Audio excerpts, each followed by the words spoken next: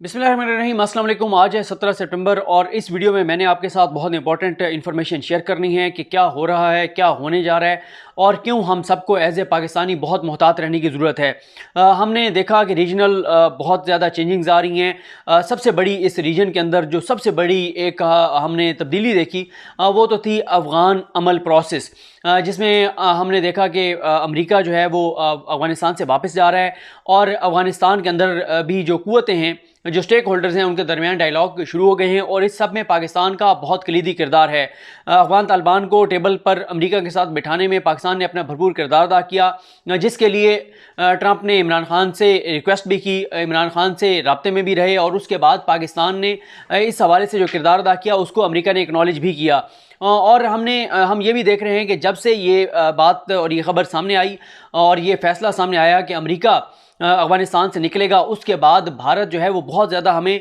हवास बाख्ता नज़र आया। उसकी वजह ये थी कि एक तरफ तो उनके साथ जो कुछ लद्दाख में चाइना कर रहा है, जो चाइना कर रहा था और जिस तरह से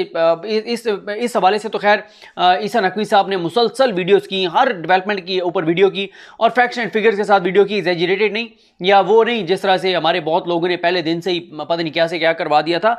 जो फैक्ट्स हैं उनके मुताबिक भी अगर आप ईसा नकवी साहब को सुने तो आपको अंदाज़ा होगा कि कितनी मुश्किल सूरत हाल का सामना है भारत को लद्दाख के महाज पर। उसके बाद भारत ने जब ये देखा कि वहाँ पे एक तो हमारे साथ जो हो रहा है, फिर साथ ही भारत के अंदर कोरोना की सूरत हाल, जितने ज़्यादा केसेस, उनकी मईशत और उनके साथ जो हुआ, फिर कश्मीर के अंदर जो मामलात हैं, फिर भारत के अंदर जो अक़लियतों के साथ, ये तो मामलात पहले से थे। और फिर जब उन्होंने ये देखा कि अब अमेरिका वहाँ से निकल रहा है अफ़गानिस्तान से, अफ़गान तालिबान भी एज ए स्टेक होल्डर वहाँ पर अब अफ़गान हुकूमत उनके साथ बात कर रही है, तो उनको ये परेशानी है कि वहाँ से अमेरिका के निकलने के बाद और अफ़गान तालिबान का असर रसूख बढ़ने के बाद वहाँ पर जो भारत की पेनिट्रेशन है, जो भारतीय एजेंसियों की पेनिट्रेशन है और उस पेनिट्रेशन के ज़रिए वो पाकिस्तान में दहशतगर्दी करवाते हैं, उस हवाले से भी उनको काफ़ी परेशानी का सामना था। और उसके बाद फिर पाकिस्तान के अंदर अगर आप देखें, पाकिस्तान ने जिस तरह से अल्हम्दुलिल्लाह कोरोना पर काबू पाया और जिस तरह से हमारी मईशत अब बेहतरी की तरफ जाना शुरू हुई, पूरी दुनिया की मईशतों के साथ जो हुआ अगर आप नेट पर खोल कर पढ़ लें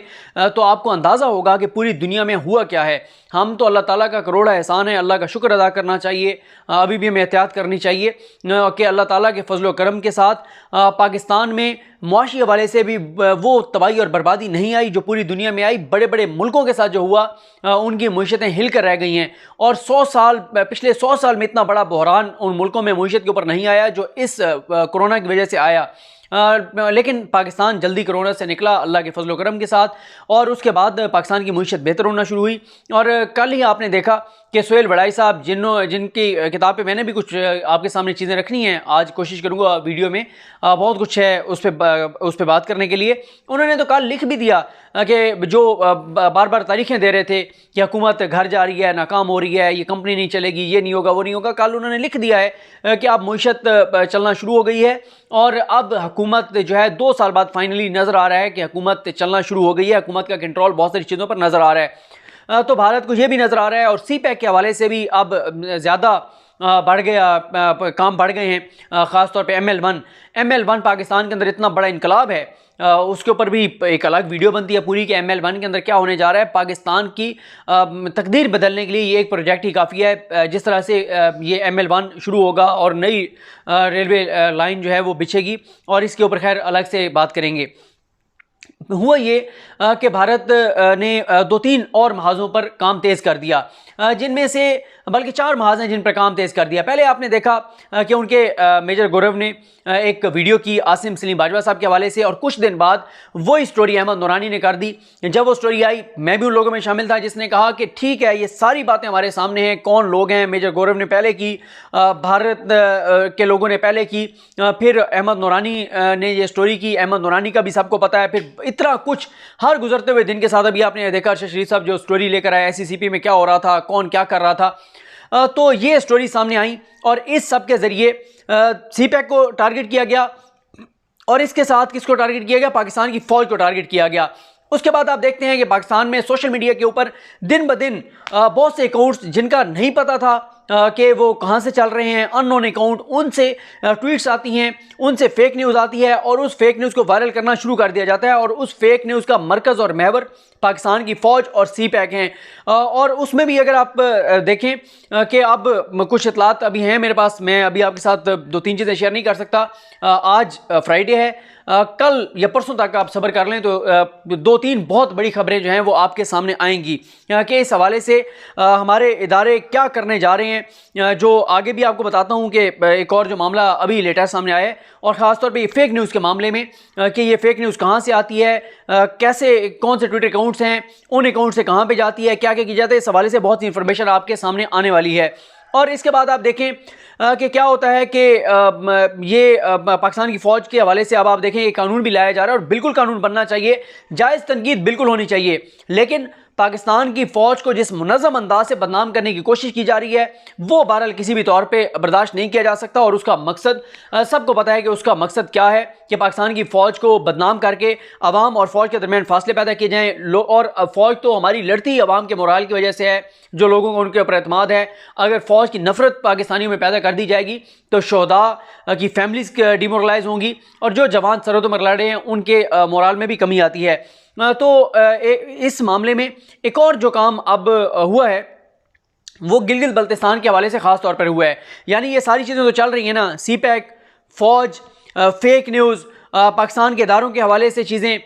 अब जो इसके इन सारी चीज़ों से बढ़कर जो 2 चीज़ें हुई हैं, एक हुई है गिलगित बल्तिस्तान के हवाले से, वहाँ पर भारत ने फंडिंग ज़्यादा कर दी है। पहले भी आपको पता है कि कुलभूषण पकड़ा गया, आपको ये भी पता है कि मोदी एतराफ़ कर चुका है कि कश्मीर में और बलूचिस्तान में वो लोगों के साथ राब्ते में हैं। फिर आप ये देखें कि कराची के अंदर एक नेटवर्क पकड़ा गया। तो अब गिलगित बल्तिस्तान को बहुत ज़्यादा टारगेट किया जा रहा है, और उसको टारगेट करने की वजह यह ज़ाहिर है सी पैक है। और इसी वजह से आप देखें कि भारत एक तरफ तो लद्दाख के मकाम पर जो कर रहा था, वहाँ पर आगे बढ़ने की कोशिश कर रहा था, वो तो फिर जो उनकी चित्रौल की चाइना ने वो आपके सामने ही है। लेकिन दूसरी तरफ वो गिलगित बल्तिस्तान में बहुत ज़्यादा पेनिट्रेशन अपनी जो है वो कायम करने के लिए वो बहुत ज़्यादा काम कर रहे हैं। इस हवाले से और कुछ बड़े पैमाने पे भी चीज़ें चल रही हैं गिलगित बल्तिस्तान के हवाले से। दोबारा ये कहूँगा कि आज या कल इस हवाले से बड़ी खबर आ सकती है गिलगित बल्तिस्तान के हवाले से। कुछ बड़े इक़दामात भी सुनने में आ रहा है, कुछ इतलात हैं होने जा रहे हैं, कुछ बड़ी कार्रवाइयाँ भी होने जा रही हैं। कुछ बड़े कार्रवाइयाँ जो होने जा रही हैं वो तो पूरे पाकिस्तान में होने जा रही हैं, एक्शन जो होने शुरू हो रहा है वो पूरे पाकिस्तान में हो रहा है। और सबसे आखिर में जो चीज़ आपके सामने रखना चाह रहा हूँ वो सबसे ज़्यादा इंपॉर्टेंट है, और वो है कि पाकिस्तान में मसले की तसादुम कराने की मुनज़्ज़म कोशिश और साजिश। वही मेजर गौरव जो पहले आसिम सलीम बाजवा साहब के खिलाफ स्टोरी करते हैं और बाद में अहमद नूरानी कर देते हैं, वही मेजर गौरव जो हैं वो बार बार पाकिस्तान में मसले की तसादुम के हवाले से वीडियोस कर रहे हैं, और इस हवाले से पाकिस्तान में मुनज़्ज़म तरीके से एक आग लगाने की कोशिश की जा रही है। शेख रशीद अहमद साहब ने कल शाहजेब खानज़ादा साहब के प्रोग्राम में भी ये कहा, हुकूमती सतह पे भी खबरें आ रही हैं कि प्राइम मिनिस्टर पाकिस्तान बहुत कंसर्न हैं, बहुत मोहतात हैं, और सर जोड़कर आज या कल हमारे बहुत से स्टेक होल्डर्स बैठेंगे कि इस हवाले से क्या करना है। सोशल मीडिया के ऊपर जो मसले की तसादुम कराने की कोशिश की जा रही है, जो आग लगाने की कोशिश की जा रही है, जो शिया सुन्नी फसादात कराने की कोशिश की जा रही है, ये एक मुनज़्ज़म साजिश है। और कल शेख रशीद साहब को अगर आप सुने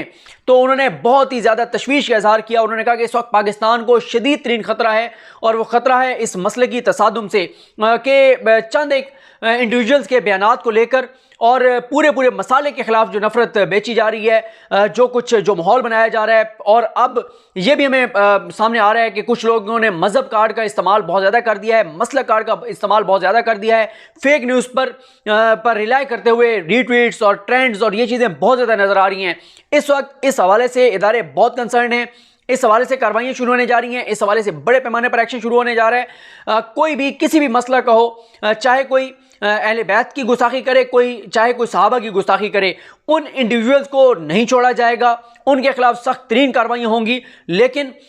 इन इंडिविजुअल्स की, इनके इनफरादी इक़दामात की बुनियाद पर तमाम लोगों को और उस मसला के तमाम लोगों के खिलाफ नफरत अंगेज़ मुहिम चलाने की इजाज़त नहीं दी जाएगी। और क्योंकि